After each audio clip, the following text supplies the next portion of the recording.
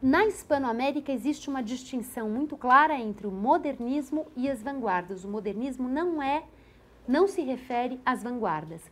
Nós aqui no Brasil muitas vezes falamos dos dois indistintamente, porque a semana de 22 é uma semana modernista e ela também abriga movimentos que nós consideramos de vanguarda. Na América Espanhola, não. O modernismo é uma coisa que diz respeito à guerra hispano-americana, à independência de Cuba e de Porto Rico, em face da Espanha, a essa entrada dos Estados Unidos em cena como, enfim, um novo império que controla Porto Rico e que de uma forma indireta, também controla Cuba. E esse movimento tem um impacto sobre a Espanha e tem um impacto também sobre as ex-colônias espanholas da América, que vai redundar no chamado modernismo. Então, daqui a pouquinho eu falo dele um pouquinho melhor. Mas, então, modernismo e vanguardas. O modernismo, que está, de alguma maneira, claro, na raiz das vanguardas, é muito anterior à Primeira Guerra Mundial. E, por outro lado, existem manifestações, como, por exemplo, o Manifesto Futurista do Marinetti, um manifesto que o Marinetti lê em Paris no ano de 1909, que já aponta para um movimento de vanguarda, de ruptura artística, ideológica, e que antecede a Primeira Guerra Mundial. E, ao mesmo tempo, para citar um último exemplo, um manifesto chamado Non Serviam, lido pelo Vicente Huidobro, um poeta chileno importante para esses movimentos, e o Huidobro lê esse manifesto no ano de 1914, ou seja, também ainda informado por outras coisas que não o impacto da Primeira Guerra. E, por outro lado, a Primeira Guerra está, sim, ligada àquilo que o Olivier Compagnon, né, já falei dele para vocês em outras aulas, mas, enfim, o Olivier Compagnon, em um livro que foi traduzido para o português esse ano, já saiu em português e saiu na França no passado, chamado O Adeus à Europa, o Compagnon vai mostrar a maneira pela qual a Primeira Guerra sela uma desilusão das elites latino-americanas em face da Europa. Essa Europa que durante todo o século XIX foi o modelo, a referência de civilização, especialmente a França, especialmente Paris, e de repente essa Europa mergulhada num banho de sangue, e isso já, claro, que coloca em xeque essa ideia do modelo. Falamos um pouquinho disso, em algum momento do curso eu falei do Monteiro Lobato, do inquérito do Saci, de como o próprio Lobato, quando publica o inquérito do Saci, diz assim, ao invés de a gente ficar assistindo aqueles relatos sanguinolentos que nos chegam da Europa, vamos olhar um pouco para o que é nosso. E o que é nosso? O Saci Pererê, essa tradição africana, né, afro-brasileira, que ele não chamava assim ainda, é claro, mas esse repertório é o que nós temos aqui. Vamos olhar para isso, para ver que caldo a gente faz com isso. Ao invés de ficar olhando para uma Europa que, pelo visto, já não nos apresenta as chaves de um futuro grandioso, civilizado, erudito e assim por diante. Então, esse impacto da Primeira Guerra, que sobretudo, ao se viver essa desilusão com a Europa, essa América Latina, mais do que nunca, eu defendo que o movimento vem de antes, que isso não começa com a Primeira Guerra, mas a Primeira Guerra reforça essa ideia de que o modelo não está fora e que é preciso buscar os caminhos e a inspiração e a matéria artística nos próprios países latino-americanos. Então, esse é um outro tema. Havia na época muito em voga um autor chamado Spengler, e o Spengler, como vocês sabem, esse autor europeu, mesmo sendo europeu, já anunciava uma crise da civilização europeia, e junto com essa crise da civilização europeia, uma perspectiva de que o renascimento, a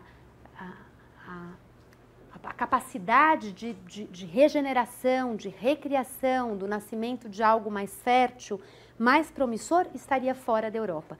E a América é percebida também pelo Spengler como o lugar do novo, como o lugar dessa capacidade de se revigorar, de se repensar, que já a Europa estaria impossibilitada de fazer, né? Então, existe também no campo da filosofia um niilismo muito forte em relação às perspectivas de futuro do projeto europeu de civilização e no caso do Spengler, existe uma contrapartida a isso que é localizada na América, né? Então, a América também, por uma repercussão desses autores e aquilo que também vai sendo gestado aqui, o José Vasconcelos, no México, que escreve a Raça Cósmica nos anos 20, um livro que vai pensar realmente sobre a América como lugar de gestação de uma nova raça e de uma raça que seria o futuro, a possibilidade de futuro da humanidade,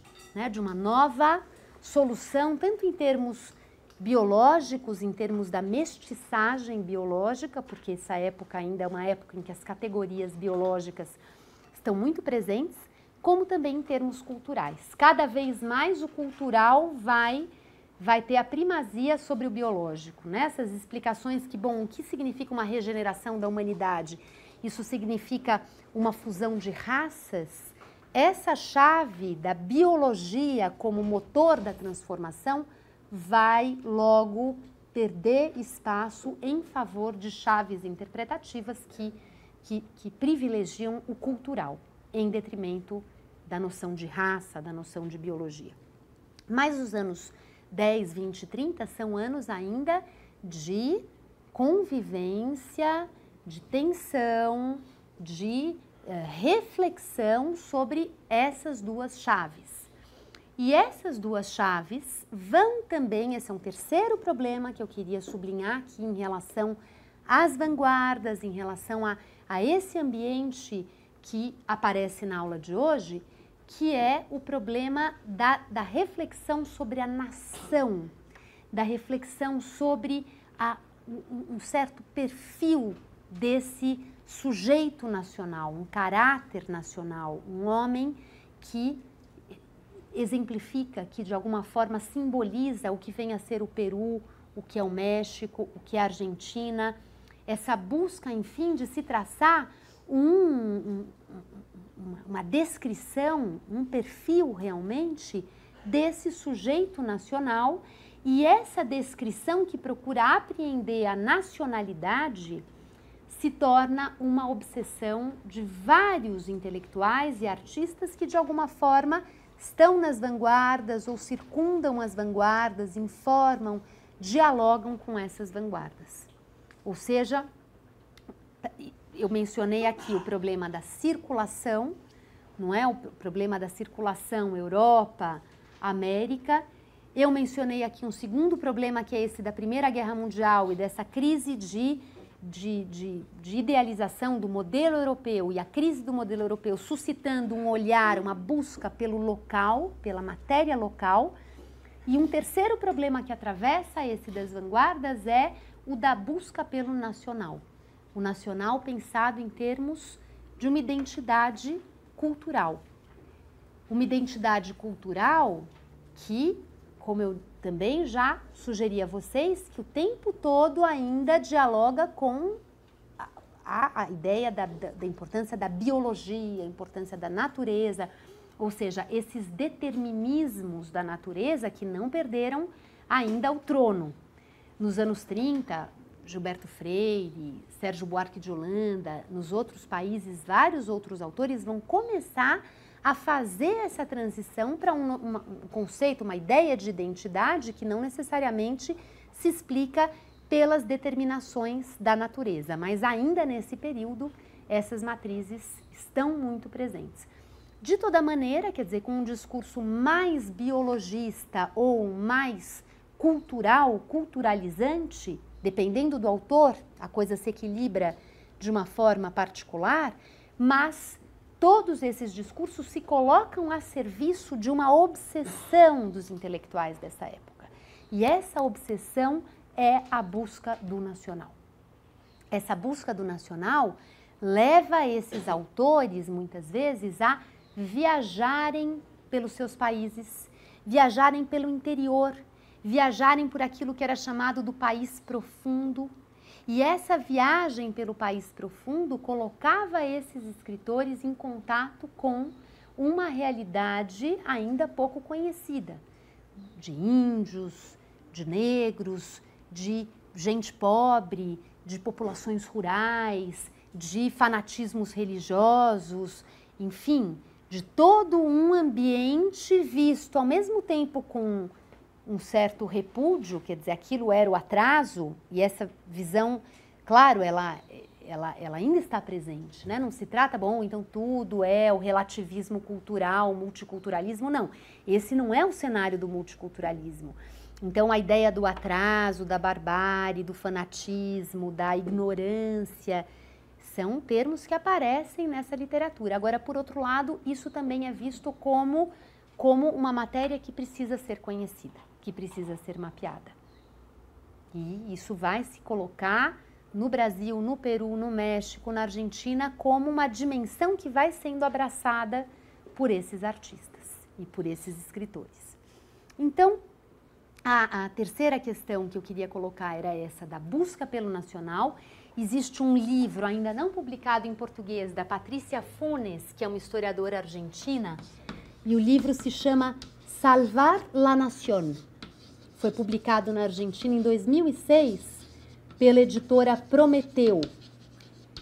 E esse livro é um livro em que a Patricia Funes analisa o caso do Peru, do México e da Argentina e vai mostrando justamente como os intelectuais olham para a nação, buscam a nação, conhecer essa nação, descrever essa nação, definir o que é essa nação, o que é o México, o que é a Argentina, o que é o Peru, e ao mesmo tempo em que eles buscam a nação, eles também consideram que o seu trabalho salva a nação, né? Ao capturá-la, ao descrevê-la, ao inscrevê-la no plano das representações discursivas, ao inscrever a nação nesse plano das representações discursivas, eles também estão ajudando a salvar a nação, né? Porque eles trazem essa nação para a consciência, para a análise, para a reflexão.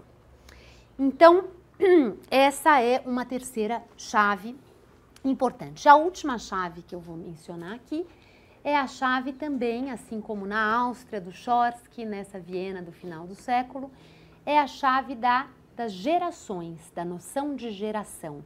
Essa noção de geração também é uma noção cara a esse tema das vanguardas artísticas e literárias, porque, claro, também aqui existe uma preocupação de uma geração jovem, nova, que está entrando em cena, em afirmar a sua legitimidade, o seu valor, o talento do seu trabalho, à luz de um cenário que lhe é hostil.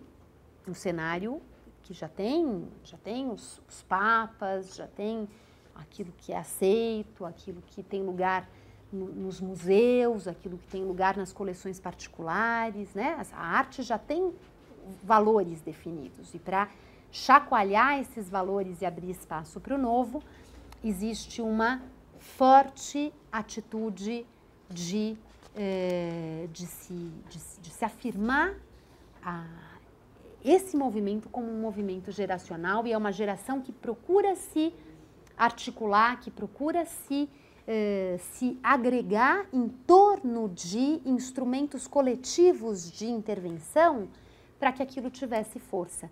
Ou seja, esses indivíduos isoladamente podem menos do que em grupo. E é por isso que esses jovens que vêm buscando o seu lugar ao céu, também se articulam em grupos e fazem manifestos, promovem manifestos que são lidos em eventos públicos. Esses indivíduos fundam revistas, porque essas revistas também são espaços que integram, que articulam a geração para que ela possa se colocar. Esses indivíduos organizam exposições como a Semana de Arte Moderna, exposições com happenings culturais em que certos lemas são professados, enfim, as bandeiras são erguidas. E, em meio a tudo isso, enfim, existe um movimento muito interessante, que é um movimento de se extrapolar as fronteiras nacionais. É claro que essas revistas, elas acabam tendo uma marca nacional forte, né? A revista Martim Fierro, a revista de antropofagia, a revista Claxon e outras tantas que vão surgindo, a revista Malta, elas vão surgir com uma base nacional, porque é assim que se organiza, inclusive, a gestão dessas revistas. Mas essas revistas se abrem para um horizonte latino-americano. E essa abertura para um horizonte latino-americano, ou seja, o interesse pelo outro, o interesse pela América Latina como uma dimensão identitária que tem que ser afirmada ao lado da dimensão nacional. Isso é um fenômeno importante desse movimento que se articula como um movimento de uma geração que, sobretudo, se quer apresentar como uma geração, né? O conceito de geração é sempre um conceito muito perigoso e muito problemático. Se a gente for olhar as biografias, existem disparidades de idade, existem disparidades claras em termos de história, de biografia, de filiações, de onde veio cada um. Então, é claro que a própria noção de representação, ela tem marcos históricos objetivos, né? É o momento em que se vive. Mas ela também faz parte de uma estratégia discursiva, de uma estratégia simbólica para se apresentar aquele grupo como um grupo que estamos juntos porque a nossa geração vem com essa plataforma, né? A plataforma de uma geração. E finalmente, ainda em relação a isso, eu queria sublinhar que essas gerações que nós observamos de artistas, escritores de vanguarda, que aparecem pela primeira vez em torno de uma revista, em torno de um manifesto, eles têm um lugar e uma cara naquele momento, em 1922, em 1924, em 1926, no caso da Malta, eles têm ali uma plataforma clara. Mas a história deles também é uma história muito em aberto. E 10 anos depois, muitas vezes, essas pessoas estão em outros lugares e têm outras plataformas. Então, isso também é uma coisa muito interessante da gente não perder de vista. Esses artistas, escritores de vanguarda que se articulam em torno de manifestos comuns, em torno de revistas comuns e que apresentam um certo menu, afinal de contas, aqui viemos. Esse grupo pode, anos depois, se dispersar, repensar, brigar. Alguns vão para um lado, outros vão para o outro. No caso do Brasil, existe um livro de que eu gosto muito, o livro do João Luiz Lafetá, que foi professor aqui das letras. Sabe que eu nem vou me lembrar o nome do livro dele agora. Depois eu falo para vocês. Mas é um livro aqui publicado pela editora Duas Cidades, se eu não me engano. Enfim, o Lafetá é um professor importante aqui das letras, já falecido, infelizmente, e nesse livro dele sobre as vanguardas no Brasil, é um livro pequenininho, livro curto, mas muito, muito sugestivo, ele defende a seguinte hipótese de que o modernismo brasileiro foi um em 22, a Semana de Arte Moderna, a questão toda de Mário de Andrade, Oswald de Andrade, e ele foi outro na década de 30. E na década de 30, fundamentalmente, o que acontece é que vários desses autores tiveram a consciência de que a cultura não seria suficiente para modernizar o Brasil. De que uma ação literária, artística de vanguarda não dava conta de modernizar o país, de resolver as mazelas do país. Então, que era necessário uma incursão por uma atuação política propriamente dita. E o Lafetá, então, vai explicar o porquê. Por um lado, alguns desses homens de vanguarda que fizeram parte dessa geração de 22 terminaram a vida desiludidos, descrentes, pouco bom no que é que deu tudo isso. E, por outro lado, alguns deles assumiram posições de engajamento político, claramente, em meados dos anos 30, nos anos 40. Tá? Então, o livro do Lafetat é um livro que mostra isso. Existe uma geração que se une com uma série de perspectivas que são compartilhadas naquele momento, mas depois isso se esgota. E o próximo passo já é um passo que não é consensual, né? Um passo que dá margem a respostas distintas e todas compartilhando dessa perspectiva de um limite daquela ação. Oi? Será que o livro é 1930, a crítica e o modernismo? Isso, é esse mesmo, isso mesmo. É 1930, a crítica e o modernismo. Eu só vou pôr o nome dele aqui na lousa, do Lafetat. A capa dele é azul, é um livro, não sei quantas páginas tem, mas deve ter, assim, quando muito, 200 páginas. Um livro simples, muito bem escrito e exatamente. Então, 1930, a crítica do modernismo. Bom, o que eu queria, por último, né, para encerrar esse assunto, mencionar é que existe um livro muito interessante do Edgar Cavalheiro. O Edgar Cavalheiro foi o biógrafo do Monteiro Lobato. E existe um livro dele chamado Testamento de uma Geração, em que ele entrevistou alguns desses homens que foram grandes nomes do movimento modernista, dos movimentos de vanguarda no Brasil. E no Testamento de uma Geração, o Edgar Cavalheiro, através dessas entrevistas, vai evidenciando justamente isso, né? Uma geração que participou de uma coisa que hoje nós consideramos extraordinária, mas no curso da história de vida desses homens, lá pelas tantas, aquilo já apareceu como algo que não tinha sido capaz realmente de promover a grande transformação que se esperava.